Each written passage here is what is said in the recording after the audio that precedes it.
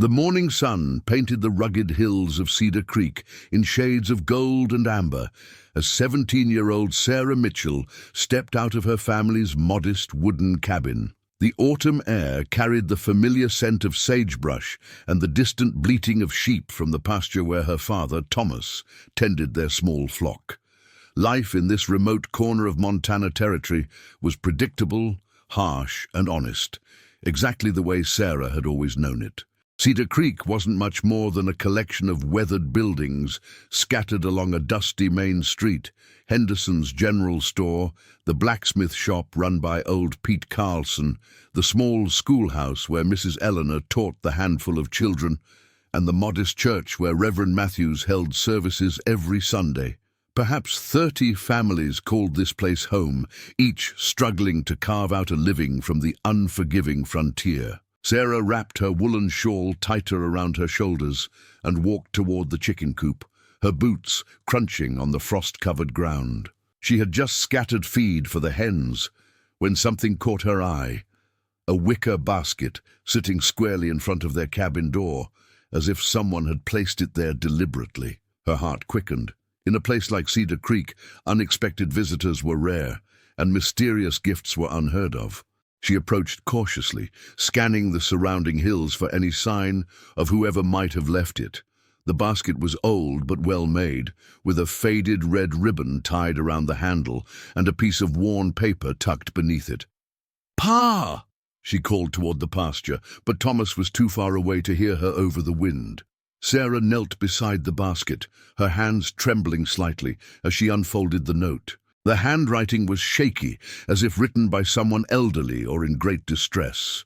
"For the kindest family in Cedar Creek. What's inside belongs to everyone, but it takes courage to share it. The truth has been buried too long. A friend who remembers better times." Her pulse hammered in her throat as she untied the ribbon. The basket's lid creaked open on old hinges, and Sarah gasped at what lay inside. Bundles of paper money, more cash than she had ever seen in her life, lay neatly arranged beside a leather-bound journal and a small cloth pouch. But it wasn't the money that made her hands shake. It was the journal's cover, embossed with the seal of the Cedar Creek Mining Company, the very same company that had abandoned their town 5 years ago, leaving families destitute and dreams shattered. Sarah's mind raced back to that terrible winter when the mining company had suddenly pulled out, claiming the silver veins had run dry. Her own family had lost their savings, money they'd invested in company stock that became worthless overnight. Half the families in Cedar Creek had been ruined, forcing many to leave for opportunities elsewhere. She opened the journal with trembling fingers. The first page bore the signature of Robert Whitman, the company's former manager, a man who had disappeared the same night the company closed its operations. Page after page detailed financial records, secret meetings, and most shocking of all, evidence that the silver mine hadn't run dry at all. March 15, 1881, board voted to relocate operations to Colorado. Easier labor, better rail access. Decision made to liquidate Cedar Creek assets without informing investors. Estimated savings, $50,000. March 22, 1881. Final silver extraction complete. Vein still productive but abandoning as planned. Local investors' money already transferred to Denver operations. Sarah's hands shook as she read entry after entry documenting how the Cedar Creek Mining Company had deliberately deceived the townspeople, stealing their investments while secretly continuing to extract silver until the very last moment. The cash in the basket, she counted it quickly, totaled nearly $3,000. Along with a note indicating it was a small portion of what was stolen from the good people of Cedar Creek. The sound of approaching footsteps made her quickly close the journal. Her father emerged from behind the cabin, his weathered face creased with concern. "Sarah? What's wrong, girl? You look like you've seen a ghost." She stood slowly, the basket clutched in her arms. "Pa, someone left this for us. You need to see what's inside." Thomas Mitchell had spent 43 years on this earth, the last 15 of them in Cedar Creek. He was a man of few words but strong convictions, someone the community trusted and often turned to for advice. As Sarah showed him the contents of the basket, his expression shifted from confusion to anger, to something that might have been hope. "Sweet Jesus," he whispered, holding the journal with calloused hands. "If this is true, it means they lied to us, Pa. All of them. The company, the managers, everyone. They took our money and ran, knowing full well the mine was still good." Thomas was quiet for a long moment, staring out at the hills where his sheep grazed. "Sarah, this could change everything for our people, but it could also tear this town apart." "What do you mean?" "Think about it, girl. Some folks have made peace with what happened. They've moved on, started over. Others are still angry, still hurting. If we tell everyone the truth now after 5 years," he shook his head, "it might heal some wounds, but it could open others." Sarah felt a weight settling on her shoulders that had nothing to do with the autumn cold. "So what do? "We pray on it," Thomas said finally, "and tomorrow we talk to some folks we trust, starting with Reverend Matthews and maybe Eleanor. But Sarah," he looked at her seriously, "once we open this door, there's no closing it again. Are you ready for that?" Looking at the journal in her hands, Sarah thought about Mrs. Henderson, who had lost her husband to despair after their savings vanished. She thought about the Carvers, who had been forced to send their youngest son to live with relatives in Kansas because they couldn't afford to feed him. She thought about all the empty cabins on the outskirts of town, abandoned by families who had given up hope. "I'm ready, Pa," she said, though her voice trembled with the magnitude of what they were about to unleash upon Cedar Creek. That night, Sarah lay awake, listening to the wind rattle their cabin's windows, the mysterious journal hidden beneath her mattress. Somewhere out there was the person who had left the basket, someone who knew the truth and had finally decided it was time to share it. But why now? And why had they chosen her family to carry this burden? As dawn approached, Sarah finally drifted off to sleep, unaware that several pairs of eyes had been watching their cabin from the hills, and that word of the mysterious basket was already beginning to spread through Cedar Creek like wildfire. The next morning arrived with an unseasonable warmth that seemed to mock the storm brewing in Sarah's heart. She had barely slept, and when she did, her dreams were filled with images of angry townspeople and broken friendships. The journal remained hidden beneath her mattress, but its weight seemed to press down on her even through the wooden floorboards. At breakfast, Thomas ate his oatmeal in thoughtful silence, while Sarah pushed her food around her bowl, too nervous to eat. Finally, her father spoke. "I'll talk to Reverend Matthews after I tend the sheep. You go see Eleanor at the schoolhouse. But Sarah, don't show her the journal yet. Just test the waters, see how she feels about revisiting old wounds." Eleanor Hartwell had been Cedar Creek's schoolteacher for 8 years, arriving shortly before the mining company's departure. At 32, she was one of the most educated people in town, and someone both Sarah and her father respected deeply. If anyone could help them navigate the treacherous waters ahead, it would be Eleanor. Sarah found her sweeping the schoolhouse steps, preparing for another day of lessons with the town's dozen children. Eleanor's auburn hair was pulled back in a practical bun, but wisps had escaped to frame her kind face. When she saw Sarah approaching, her expression brightened with genuine warmth.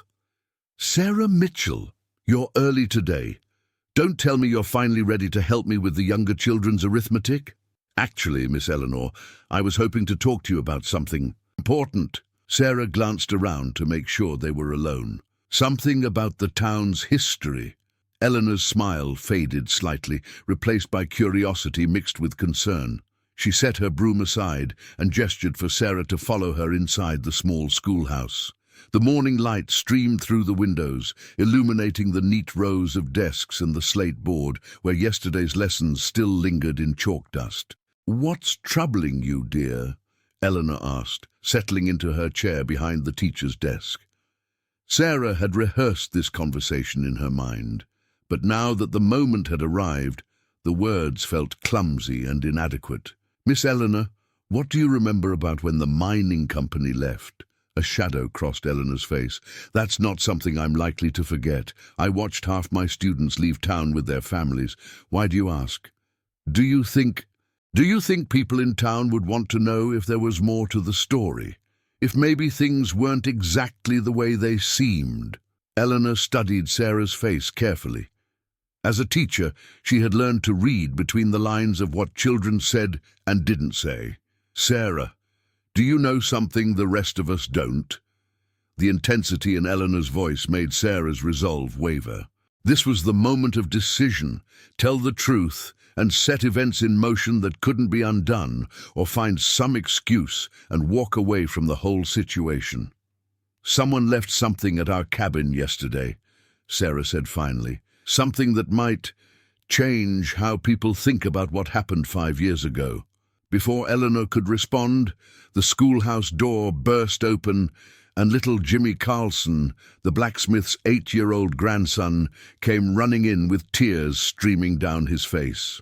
Miss Eleanor, Grandpa Pete says there's going to be trouble. He says someone's been asking questions about the mining company and that Mr. Whitman might be coming back." Sarah's blood ran cold. Eleanor knelt down to Jimmy's level, her voice gentle but urgent. "Slow down, Jimmy. What exactly did your grandfather say?" He said a stranger came by the shop this morning asking about who still lived here from the old days. And then Mrs. Henderson came by, saying someone saw lights up at the old mine last night." Eleanor and Sarah exchanged worried glances. If people were already talking, if strangers were asking questions, then their time to control the situation was running out fast. "Jimmy," Eleanor said carefully, "did your grandfather say what this stranger looked like?" "Real old man with a grey beard, walked with a cane, said he used to work for the company and was—" Jimmy screwed up his face in concentration. "Conducting an audit. That's what Grandpa called it." Sarah felt the world tilting around her. An audit. Someone else knew about the mining company's deception, and they were conducting their own investigation. But who? And more importantly, were they friend or foe? Eleanor sent Jimmy off to wash his face and start on his morning lessons, then turned to Sarah with an expression of grave concern. "Sarah, I think you'd better show me what was left at your cabin. And we'd better do it now, before whatever's happening gets ahead of us." The two women hurried through Cedar Creek's dusty streets, and Sarah couldn't help but notice how different everything seemed this morning. People stood in small clusters, talking in hushed voices. Mrs. Henderson kept glancing toward the hills where the old mine sat abandoned. Even the dogs seemed restless, as if sensing the tension that had settled over the town like a gathering storm. When they reached the Mitchell cabin, Thomas was waiting for them with Reverend Matthews, a tall, thin man in his 50s, whose gentle demeanor belied a steely determination when it came to protecting his flock.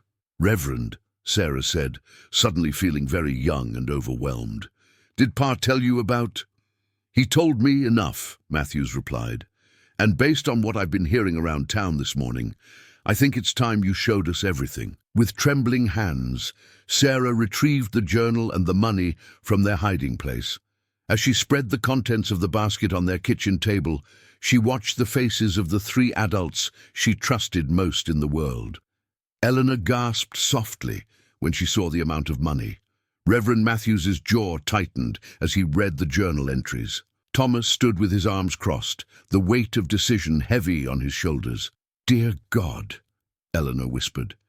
They knew the mine was still producing, and they took everyone's money anyway. $3,000, Reverend Matthews said, his voice barely controlled. "That's more than most families here see in 5 years. And according to this journal, it's just a fraction of what was stolen. The question is," Thomas said quietly, "what do we do now? Because it sounds like we're not the only ones who know the truth anymore." As if summoned by his words, the sound of approaching horses echoed from the main street. Through the cabin's window, they could see a small group of riders coming into town. Strangers, all of them, led by an elderly man with a grey beard who matched Jimmy Carlson's description perfectly. "I think," Sarah said, her voice steadier than she felt. "We're about to find out who's really behind all of this." Eleanor moved to the window, her teacher's eye automatically cataloguing details. 5 riders. The leader does look familiar, though I can't place him. They're stopping at Henderson's store. "We need to make a decision," Thomas said urgently. "Do we take this information to the town council first, or do we confront these strangers and find out what they know?" Sarah looked at the journal in her hands, thinking about all the families who had suffered, all the dreams that had been shattered. "What if we're looking at this wrong?" she said slowly. "What if whoever left this basket knew those men were coming? What if they wanted us to have this information before anyone else showed up?" The adults exchanged glances, and Sarah saw the moment when they realized she was right. This wasn't a coincidence. Someone had orchestrated this entire situation, and the mysterious basket had been just the first move in a much larger game. "Then we'd better figure out who we can trust," Reverend Matthews said grimly, "and we'd better do it fast. Because something tells me those men out there aren't here to apologize for what happened 5 years ago." Through the window, they watched as the strangers dismounted and began making their way systematically from building to building, knocking on doors and asking questions. Whatever was about to happen, Sarah realized, would determine not just the future of Cedar Creek, but the fate of every family that had refused to give up on their small frontier town. The gentle shepherd's daughter had opened the basket, and there would be no closing it now. By noon, the entire town of Cedar Creek buzzed with nervous energy. The 5 strangers had spent the morning methodically visiting every business and home, asking questions about the old mining company and taking notes in leather-bound ledgers. Their leader, the grey-bearded man with the walking cane, had introduced himself to Mayor Henderson as Mr. Franklin Pierce, representing certain business interests with historical ties to this region. Sarah watched from the schoolhouse window as Eleanor dismissed classes early, sending the children home with strict instructions to stay close to their families. The weight of the hidden journal seemed to grow heavier with each passing hour, and Sarah found herself jumping at every unexpected sound. "They're not just asking questions," Eleanor observed, watching the strangers through the window. "They're mapping the town, taking inventory. See how that younger man is sketching the buildings." Thomas had joined them at the schoolhouse after securing his sheep, and his weathered face showed the strain of the morning's revelations. "Reverend Matthews is calling an emergency town meeting for tonight," he said. "But these strangers, they're asking to attend." "Absolutely not," Eleanor said firmly. "We don't even know who they really are or what they want." "That's not entirely true," came a voice from the doorway. They turned to see old Pete Carlson, the blacksmith, standing in the entrance with his hat in his hands. At 72, Pete was one of Cedar Creek's oldest residents and had been working metal since before the mining company had even arrived. His normally jovial face was etched with worry. "Pete," Thomas said. "What do you mean?" "I mean, I recognized him. That Mr. Pierce fellow. Took me most of the morning, but I remember now." Pete entered the schoolhouse and carefully closed the door behind him. He worked for the mining company, all right, but not as no auditor. Sarah's heart began to race. "Then who is he?" "Robert Whitman's assistant, his right-hand man. Name back then was Franklin Pierce Adamson, but he went by Frank." Pete's eyes were hard. "If he's here using just his middle names, it's because he don't want folks to remember who he really was." The revelation hit the room like a physical blow. Eleanor sank into her chair, and Thomas let out a low whistle of surprise. "You're sure?" Thomas asked. "Sure as I'm standing here. He's aged considerable, walks with that cane now, but it's him. He was the one who used to come around collecting the investment money from folks. Always real polite, real friendly, made people feel like they was part of something important." Sarah felt a cold certainty settle in her stomach. "He's here for the journal." "What journal?" Pete asked, his eyes sharpening. Thomas and Eleanor exchanged glances. Then Thomas made the decision to trust the old blacksmith. In hushed tones, he told Pete about the mysterious basket and its contents. As Pete listened, his face grew darker with each revelation. Son of a... Pete caught himself, glancing apologetically at Eleanor and Sarah. Pardon my language, ladies, but if what you're saying is true, it means Whitman kept records of everything, Eleanor finished. And now his assistant has come back to clean up loose ends. But why now? Sarah asked. It's been 5 years. Why come back now? Pete stroked his grizzled beard thoughtfully. Could be any number of reasons. Maybe someone's been asking questions. Maybe they heard rumors, or maybe... He paused, his expression growing grim. Maybe old Whitman finally died. And Pierce here is trying to tie up loose ends before anyone else can claim that money. Through the window, they watched as Pierce and his men gathered in the town square, clearly preparing for some kind of announcement. A small crowd was beginning to form, drawn by curiosity and the universal human fascination with strangers bearing news. We have to tell people the truth before he does, Sarah said suddenly. Whatever story he's planning to tell, we need to get our information out first. Sarah's right, Eleanor agreed, but we need to be smart about this. If we just wave that journal around without proof, he'll claim it's a forgery. What kind of proof? Thomas asked. Pete's eyes lit up with sudden inspiration. The mine. If that journal says they were still pulling silver right up until they left, there might be evidence left behind. Machinery they couldn't move quick enough, maybe even ore samples. That's a long shot, Pete, Thomas said doubtfully. Maybe, but it's a better shot than calling a man a liar without anything to back it up. Pete stood, his decision made. I'm going up to the mine. Rest of you should get to that town meeting and see what Pierce has to say, but keep that journal safe and don't show it to nobody until I get back. Pete, that's too dangerous, Eleanor protested. Those men might have someone watching the mine. Miss Eleanor, I've been working with my hands for 50 years. I know what mining equipment looks like when it's been abandoned sudden-like versus when it's been properly shut down. If they was lying about the mine being played out, I'll be able to tell. Before anyone could argue further, Pete was gone, slipping out the back door of the schoolhouse and heading for the hills. Sarah watched his bent figure disappear into the afternoon shadows, wondering if they would ever see the old blacksmith again. Come on, Thomas said, straightening his shoulders. Time to see what Mr. Pierce has to say for himself. The town square was packed when they arrived. Nearly every resident of Cedar Creek had gathered, faces showing a mixture of curiosity, hope, and apprehension. Pierce stood on the steps of the general store, his 4 companions positioned strategically around the crowd. Sarah noticed they all wore gun belts, though they tried to keep their weapons concealed. Friends, Pierce began, his voice carrying easily across the square. I come to you today as a representative of the Cedar Creek Mining Restoration Company. Some of you may remember me from the old days, when I worked alongside Mr. Robert Whitman to bring prosperity to this region. A murmur ran through the crowd. Sarah saw recognition dawn on several faces, along with expressions of anger and betrayal. I know many of you harbor resentment about how things ended 5 years ago, Pierce continued smoothly. That's why I'm here.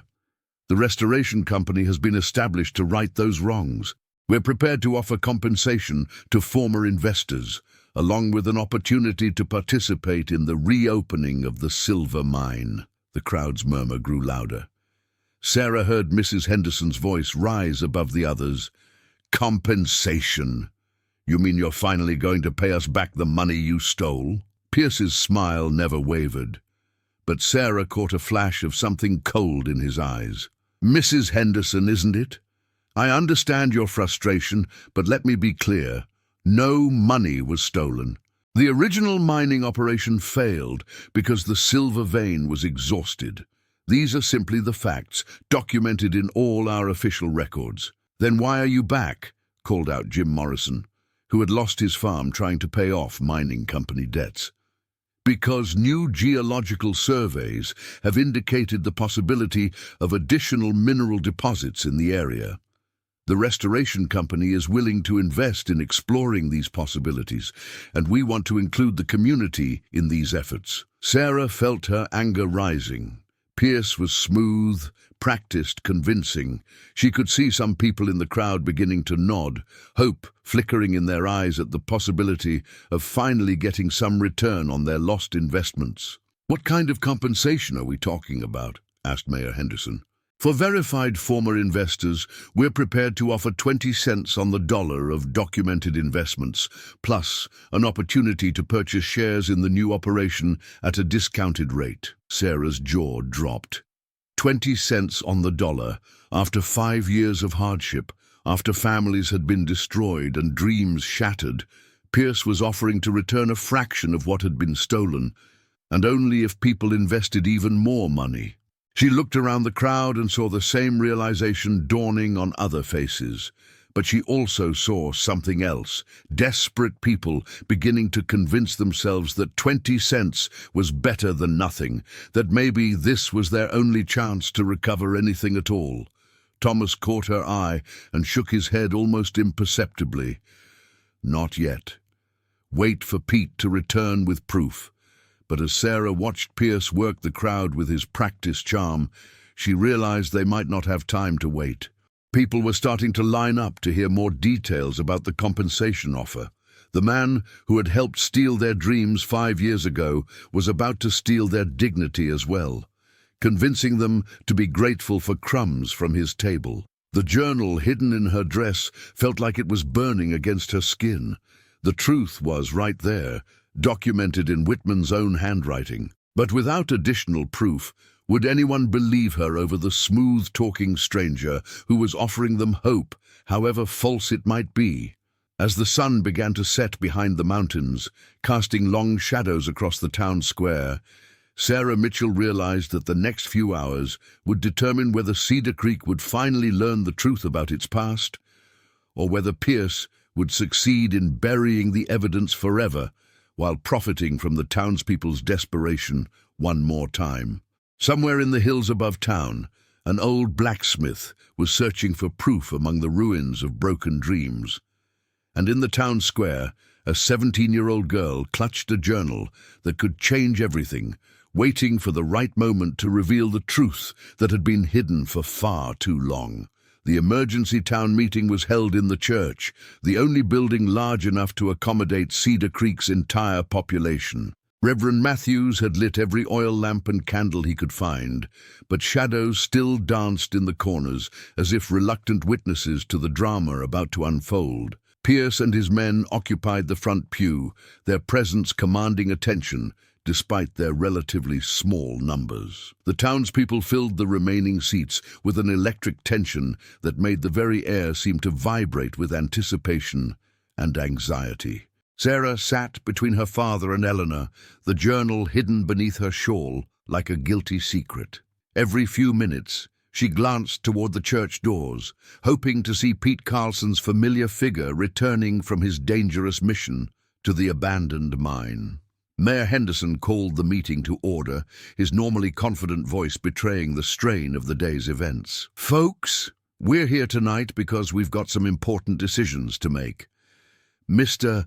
Pierce has come to us with what sounds like an opportunity, but we need to discuss this as a community before anyone commits to anything." Pierce rose smoothly, his cane tapping against the wooden floor. "Mayor Henderson, members of the community, I appreciate your caution. It speaks well of your character, but I want to assure you that the Cedar Creek Mining Restoration Company is committed to transparency and fairness in all our dealings." "The transparency?" The voice came from the back of the church, rough with years of hard work and disappointment. Jim Morrison stood slowly, his weathered hands gripping the back of the pew in front of him. "Mr. Pierce, I may not be the smartest man in this room, but I remember you. You were here 5 years ago, taking our money and promising prosperity. Now you're back, offering us 20 cents for every dollar you took and calling it fairness?" A murmur of agreement rippled through the crowd. Pierce's smile tightened almost imperceptibly. Mr. Morrison, I understand your disappointment, but as I explained earlier, the original mining operation failed due to circumstances beyond anyone's control. The new venture is entirely separate, with different funding and different geological assessments. Then why? Called out Mrs. Henderson from her seat near the front. Are you offering to compensate us at all? If the original company did nothing wrong, why pay anything back? Pierce paused, and Sarah saw him exchange a quick glance with one of his men. When he spoke again, his voice carried a subtle edge that made her skin crawl. The restoration company recognizes that the failure of the original operation caused hardship for many families. We're offering compensation, not because of any wrongdoing, but as a gesture of goodwill toward a community we hope to partner with again. Goodwill that costs us 80 cents on every dollar we lost, Thomas Mitchell said quietly, but his voice carried clearly in the hushed church. That's an interesting definition of goodwill, Mr. Pierce. Sarah felt her father's subtle shift beside her and knew he was fighting the same battle she was, the desperate urge to reveal the truth, warring against the need to wait for Pete's return with corroborating evidence. Pierce's attention focused on Thomas with laser intensity. Mr. Mitchell, isn't it? I remember you. You invested quite heavily in the original operation. Pierce consulted a ledger one of his men handed him. $1,200, if I recall correctly. Under our compensation offer, that would net you $240, plus the opportunity to invest in what our geological surveys suggest could be a much more profitable operation. The church fell silent. $1,200 was more money than most families in Cedar Creek had ever seen at one time. Even the promise of $240 was enough to make people shift uncomfortably in their seats, fighting between their anger at being cheated and their desperate need for any financial relief. That's assuming, Thomas said carefully, that your geological surveys are more accurate than they were 5 years ago. Pierce's smile became predatory. Mr. Mitchell, are you suggesting that our previous geological assessments were somehow incorrect? Sarah felt the moment balanced on a knife's edge. Pierce was trying to force her father into either backing down or making accusations he couldn't prove. Either response would serve Pierce's purposes. Silence would suggest acceptance, while unsubstantiated accusations would make Thomas appear unreasonable and desperate. I'm suggesting, Thomas replied steadily, that folks in this town have learned to be cautious about promises. Aye! Before Pierce could respond, the church doors burst open with a crash that made everyone jump. Pete Carlson stood silhouetted in the doorway, his clothes dusty and torn, his face grim with determination. In his gnarled hands, he carried something that made Sarah's heart leap with hope. "Sorry I'm late," Pete announced, his voice carrying to every corner of the church. "But I found something up at the mine that folks need to see." Pierce was on his feet instantly, his composed demeanor cracking for the first time.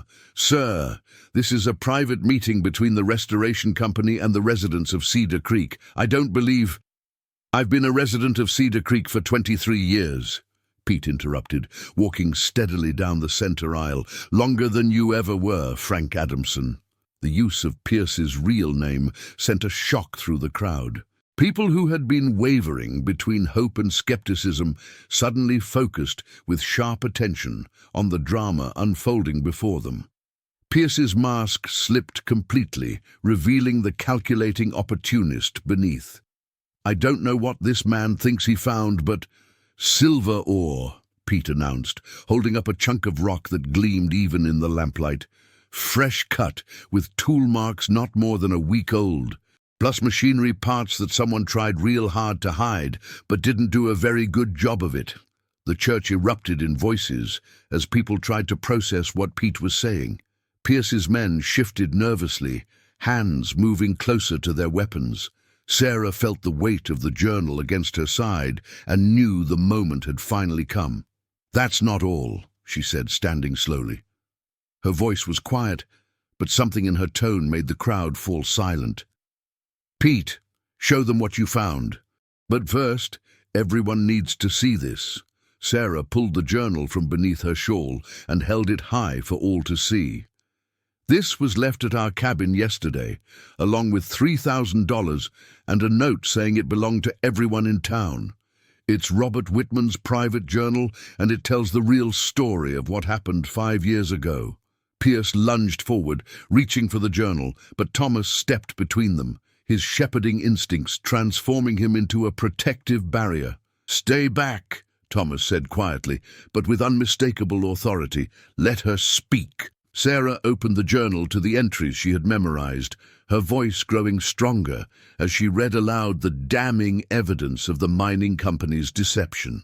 With each revelation, the secret decision to relocate operations, the extraction of silver right up until departure, the theft of local investors' money, the crowd's anger grew palpable. When she finished reading, Pete held up his evidence from the mine. "Every word she just read is true. The mine was never played out. They just moved their operation and covered their tracks. But they weren't counting on someone coming back to check their work 5 years later." Pierce made one last desperate attempt to regain control. "These are forgeries, lies concocted by people who can't accept that the original mining operation failed legitimately." "Then explain this," Eleanor said, rising from her seat. As the town's teacher, her word carried significant weight, and when she spoke, people listened. "Mr. Pierce, or should I call you Mr. Adamson, if the mine was truly exhausted 5 years ago, how do you explain offering to reopen it now? How do your new geological surveys suddenly show promise in a location your own company claimed was worthless?" The logic trap closed around Pierce like a steel snare. He looked around the church, seeing the faces of people who had moved from confusion to understanding to righteous anger. His smooth charm and practiced lies had finally met their match in simple truth and physical evidence. "Furthermore," Reverend Matthews said, his voice carrying the authority of moral conviction, "if your restoration company is legitimate, then you won't mind if we send word to the territorial authorities to verify your claims and investigate the evidence Pete found at the mine." Pierce's composure shattered completely. With a snarl of rage, he signaled to his men, who began reaching for their weapons. But they had forgotten they were outnumbered 30-1 by people who had been pushed too far and lied to once too often.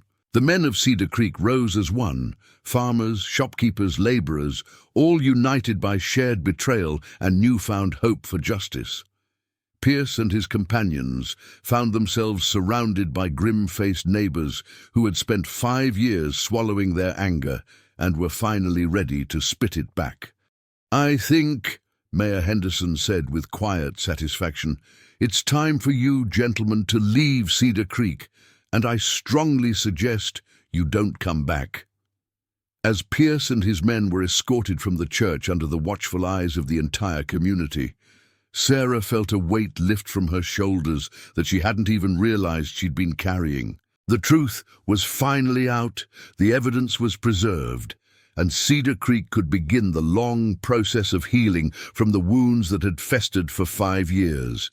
But more than that, the community had rediscovered something precious that the mining company had tried to steal along with their money: their ability to stand together, to trust each other, and to fight for what was right. Outside the church, as the last of Pierce's men disappeared into the darkness, Thomas put his arm around his daughter's shoulders.